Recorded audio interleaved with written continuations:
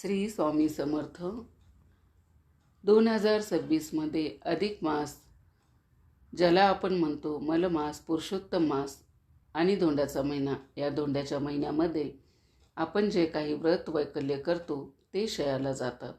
तसेच या महिन्यात वेगवेगळी व्रत नियम करण्याला खूप जास्त महत्त्व आहे.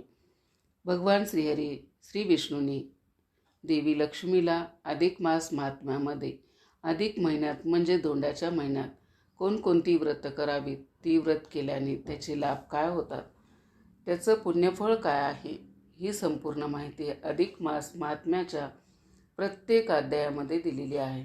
श्रीहरी श्री विष्णूंनी अधिक मास महात्म्याच्या 9व्या अध्यायामध्ये सांगितलं आहे की अधिक मास हा 13वा महिना दर 3 वर्षांनी येतो. या महिन्यात सूर्यसंक्रांत नसते, म्हणून हा महिना मलिन असा धोंड म्हणून मानला जातो. या महिन्यात कोणतीही मंगल कार्य केली जात नाहीत. तथापि या महिन्याचा स्वामी जो गोलोक स्वामी मुरलीधर पुरुषोत्तम यांची पूजा केल्याने आणि स्नान दान व्रत नियम पाळल्याने मनुष्याला मुक्ती मिळते व त्याचे इच्छित मनोरथ पूर्ण होते. अधिक मासात कोणकोणती व्रत करावीत, जी अधिक मास महात्म्यामध्ये दिलेली आहेत आणि साक्षात भगवान विष्णूंनी करण्यास सांगितलेली आहेत, ती माहिती असणारा व्हिडिओ लवकरच मी तुमच्यासोबत शेअर करेन. पण या व्हिडिओमध्ये मी तुमच्यासोबत अधिक मासात सर्वात जास्त केलं जाणारं आणि लोकप्रिय असणारं व्रत म्हणजे गोपद्म व्रत. कसं करावं, त्याची सुरुवात कधी करावी, त्या व्रताचं उद्यापन कधी करायचं आहे आणि उद्यापन कसं करायचं आहे. आणि हो, ज्यांच्या लग्नाला 5 वर्ष पूर्ण झालेली आहेत त्यांनी गोपद्म व्रताचं उद्यापन करण्याची पद्धत वेगळी आहे. आणि ज्यांच्या लग्नाला 5 वर्ष झालेली नाही आहेत आणि तुम्ही गोपद्म व्रत करण्याचा विचार करणार असाल तर त्यांनी या व्रताचं उद्यापन करण्याची पद्धत ही पूर्णपणे वेगळी आहे. त्यामुळे हा व्हिडिओ जो आहे तो शेवटपर्यंत ऐका आणि त्यानुसारच हे व्रत जर तुम्ही करणार असाल तर याच पद्धतीने उद्यापन करण्याचा प्रयत्न करा. हे व्रत करत असताना जर मासिक पाळी आली, गावाला गेलं अचानक किंवा सुतक पडलं तर अशा वेळेला आपण हे व्रत कशा प्रकारे पूर्ण करू शकतो, ही माहितीसुद्धा मी तुमच्यासोबत शेअर करणार आहे. आणि अतिशय साध्या सोप्या पद्धतीने हे व्रत कसं करायचं ते मी तुम्हाला सांगणार आहे. आता प्रथम जाणून घेऊया गोपद्म म्हणजे काय. तर गोपद्म म्हणजे गायची पावलं. तर गायच्या अंगी 33 कोटी देवाचं वास्तव्य असतं. 33 पावलं म्हणजे 33 कोटी देवाचं स्थान असल्यामुळे ही 33 पावलं काढत असतात. आणि तसं फक्त तुम्हाला रोज ते काढायचे आहेत. त्याच्यावर तुम्हाला हळदी कुंकू अक्षदा फुलं अर्पण करायचे आहेत. दिवा अगरबत्तीने ओवाळायचा आहे. निवेद तुम्ही काही पण गोडधोड साखर तुम्ही दाखवू शकता. रोज दूध साखरेचा निवेद दाखवला तरी पण चालेल. आणि ती साखर संध्याकाळी सगळ्यांनी खाऊन घ्यायची आहे. आणि गोमाते की जय किंवा ओम नमो भगवते वासुदेवाय असा मंत्र तुम्हाला म्हणायचा आहे. इतकी सोपी पद्धत आहे. पण बघा, एक रांगोळी म्हणून तुम्हाला काढायचं असेल तर साच्याने तुम्ही गोपद्म काढू शकता. पण जर आपण हे व्रत करणार असो संकल्पयुक्त तर मात्र हे जे गोपद्म आहेत ना, तर ते हातानेच काढण्याचा प्रयत्न करा. कारण असं म्हटलं जातं, हे गोपद्म आपण आपल्या हाताने काढतो ना, तर आपल्या हातावरतील जे दुर्भाग्याच्या रेषा असतात त्या सौभाग्यामध्ये बदलतात असं म्हटलं जातं. म्हणून गोपद्म व्रत करणाऱ्याचा विचार करत असाल तर ते हातानेच 30 आणि 3 गोपद्म काढण्याचा प्रयत्न करा. म्हणजे 33 गोपद्म काढण्याचा प्रयत्न करा.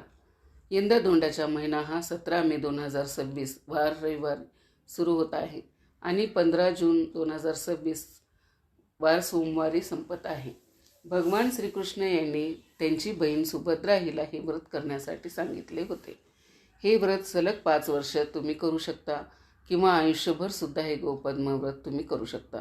ज्या दिवशी आपण हे व्रताची सुरुवात करणार आहोत त्या दिवशी आपल्याला संकल्प करायचा आहे आणि संकल्पामध्ये आवर्जून हा उल्लेख करायचा आहे की माझ्या कुटुंबाच्या संरक्षणासाठी, अखंड सौभाग्यासाठी व घरात सुख समृद्धी भरभराट राहावी यासाठी धोंड्याच्या महिन्यामध्ये 30 आणि 3 दिवस म्हणजे 33 दिवस मी हे व्रत करणार आहे.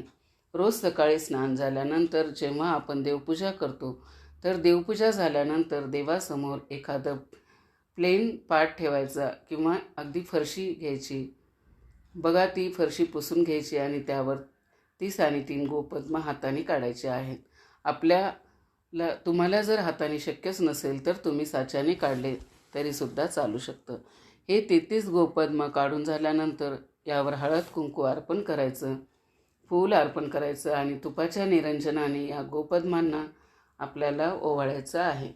निरंजन ओवाळून झाल्यानंतर नमस्कार करायचा आणि मग आपण आपलं हे आसन सोडू शकतो. बरेच जण ही गोपद्म काढल्यानंतर याला साखरेचा किंवा काही गोडाचा नैवेद्यसुद्धा दाखवतात. तुम्हाला दाखवायचा असेल तर तुम्ही दाखवू शकता. त्याचप्रमाणे दररोज आपल्याला गोपद्म काढायचे आहेत. आता आज ही गोपद्म काढले तर उद्या देवपूजा करताना काय करायचं, ही रांगोळी जी आहे ती भरून घ्यायची. ती फरशी किंवा पाट असेल ते ओल्या कपड्याने पुसून घ्यायचा आणि नंतर नव्याने त्यावरच आपल्याला गोपद्म जी आहेत ती काढायची आहेत. तुम्हाला जर हवं असेल तर तुम्ही तुळशीसमोरसुद्धा हे गोपद्म व्रत करू शकता किंवा बरेच जण बघा प्रवेशद्वारासमोर जिथे आपण रांगोळी काढतो तर तिथेसुद्धा ही गोपद्म काढतात आणि तिथेसुद्धा पूजन करतात. तुमच्याकडे तसं करत असतील तर तुम्ही तसंही करू शकता. पण देवघरासमोर हे व्रत केलं जातं. हे गोपद्म काढताना तुम्ही ओम नमो भगवते वासुदेवाय हा मंत्र म्हणू शकता. पण बघा, खास करून तुम्ही जर हे व्रत तुळशीसमोर करणार असाल तर तिथे मात्र रांगोळीऐवजी ते तांदूळाचे पीठ असतं, त्याने गोपद्म काढण्याचा प्रयत्न करा.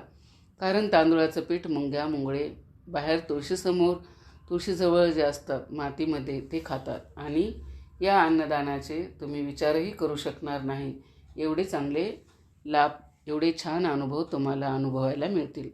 तसेच पितृदोष दूर होण्यासाठी, पितृदोषाचा प्रखर त्रास तुम्हाला होत असेल तर तुम्ही नक्कीच तांदळाचा पिठाचे हे गोपद्म काढण्याचा प्रयत्न करा, जेणेकरून तुमच्याकडे मुक्या जीवाला अन्नदान होईल आणि पितृदोषाचा होणारा त्रास जो आहे तो कमी होईल व तुम्हाला खूप चांगले अनुभव देखील येतील. हे व्रत करत असताना मासिक पाळी आली, तुम्ही कुठे गावाला गेला तर अशा वेळेला हे व्रत कसं करायचं हा बऱ्याच जणांना प्रश्न असतो. तर अशा वेळेला आपल्या घरातील जी इतर मंडळी असतात त्यांनीही गोपद्म काढलं, त्याचं पूजन केलं तरी चालतं. ते 33 दिवसामध्ये तुम्ही पकडूसुद्धा शकता. पण समजा तुम्हाला मासिक पाळी आली, तुम्ही गावाला गेलो आणि हे गोपद्म काढणारं घरी दुसरं कोणीच नसेल तर अशा वेळेला तेवढे दिवस गॅप ठेवायचे आणि आपल्या घरी आल्यानंतर किंवा मासिक पाळी झाल्यानंतर जिथे स्टॉप झाला होता त्या दिवसाला हे व्रत तिथून पुढे कंटिन्यू आपल्याला हे व्रत करायचं आहे आणि 33 दिवसात ते पूर्ण करायचं. आणि 33वा ज्या दिवशी आपला दिवस असेल त्या दिवशी या व्रताचं उद्यापन आहे ते आपल्याला करायचं आहे. अधिक मासामध्ये जर एकही दिवस तुमचा गॅप नाही पडला, काही अडचण नाही आली तर 18 जून 2026 रोजी 33 दिवस या व्रताचे आपले पूर्ण होतात आणि त्या दिवशी या व्रताचं आपल्याला उद्यापन करायचं आहे. आणि समजा काय अडचणीमुळे हे व्रत पुढे वाढलं तुमचं तर कोणत्याही गुरुवारी किंवा कोणत्याही पौर्णिमेला किंवा कोणत्याही एखादा दिवस शुभ बघून तुम्ही या व्रताचं उद्यापन करू शकता. या व्रताचे उद्यापन करणं खूप सोपं आहे. आता ज्यांच्या लग्नाला 5 वर्ष पूर्ण झालेली आहेत त्यांनी या व्रताचे उद्यापन कसं करायचं ते बघूया. उद्यापनाच्या दिवशी जसं तुम्ही रोज गोपद्म काढलं, त्याचं पूजन केलं, त्याप्रमाणे पूजन करायचं आहे. एखादी सवाशीण महिला बोलवायची आहे, तिचा मान सन्मान करायचा आहे, तिला जीव खाऊ घालायचं किंवा खीर वगैरे खायला देऊ शकता. त्या महिलेची ओटी भरायची. ओटीमध्ये आवर्जून तुम्ही त्यांना 33 पटीत दक्षिणा द्यायची आहे. परत सांगते, लक्षात ठेवा, 33 पटीत दक्षिणा द्यायची आहे. मग 33 रुपये द्या किंवा त्या संख्येचा 33 पट द्या. समजा 1 रुपया घेतला तर 33 कॉईन तुम्हाला द्यायचे आहेत. 5 रुपयाचे कॉईन घेतले तरी 33 कॉईन तुम्हाला द्यायचे आहेत. 2 रुपयाचे कॉईन घेतले तरी 33 कॉईन तुम्हाला द्यायचे आहेत. किंवा समजा तुम्ही 10 रुपयाच्या घेतल्या तर 33 नोटा तुम्हाला द्यायच्या आहेत. यथाशक्ती मग तुम्ही 1, 2, 5, 10, 20, 50, 100, 500 अशा 33 प्रमाणे तुम्हाला त्यांना नोटा किंवा कॉईन जे आहेत ते द्यायचे आहेत.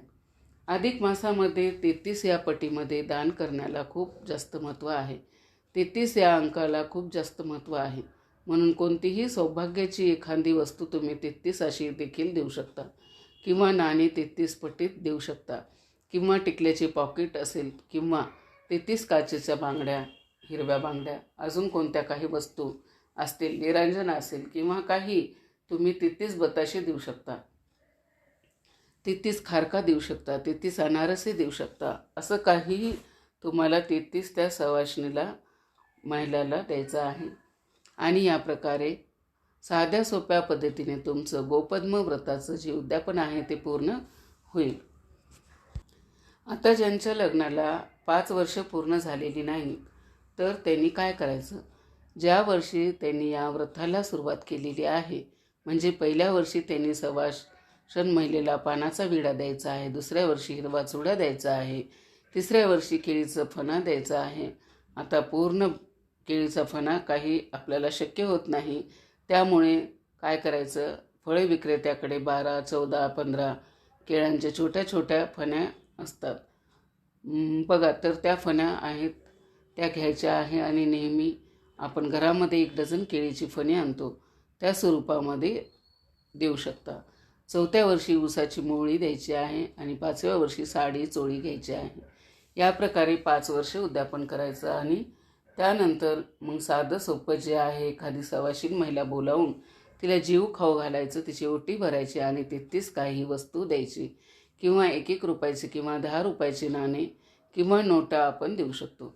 तर या प्रकारे उद्यापन जे आहे ते करायचं आहे. आणि सुतक पडलं तर मात्र हे व्रत पूर्णपणे थांबायचं आहे. आणि सुतक संपल्यानंतर हे व्रत पूर्ण तुम्ही नव्याने सुरुवात करू शकता. जिथे स्टॉप झालं तिथून पुढे कंटिन्यू हे व्रत करू शकता. आणि 33व्या दिवशी याचं उद्यापन जे आहे ते तुम्ही करू शकता. आणि ज्यांना 5 वर्ष करणे शक्य होणार नाही, तर त्यांनी किमान अधिक महिन्यात जरी केलं तरी चालू शकतं.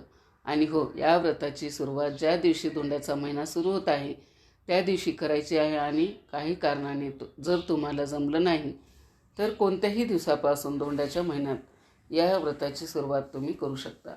आणि तिथून पुढे कंटिन्यूमध्ये 33 दिवस हे व्रत करायचं आहे. 33व्या दिवशी या व्रताचं उद्यापन करायचं आहे. भगवान श्रीकृष्णाने स्वतः सुभद्रेला या व्रताचा विधी आणि महत्त्व समजावून सांगितलं होते. श्रीकृष्णाच्या सांगण्यावरून सुभद्रेने हे गोपद्म व्रत अत्यंत श्रद्धेने पूर्ण केलं. म्हणूनच या व्रताला विशेष आध्यात्मिक महत्त्व प्राप्त झालेलं आहे.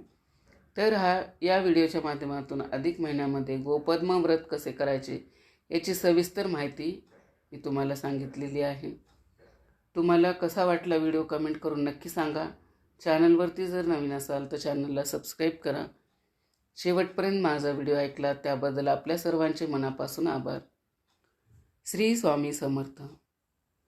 ओम नमो भगवते वासुदेवाय.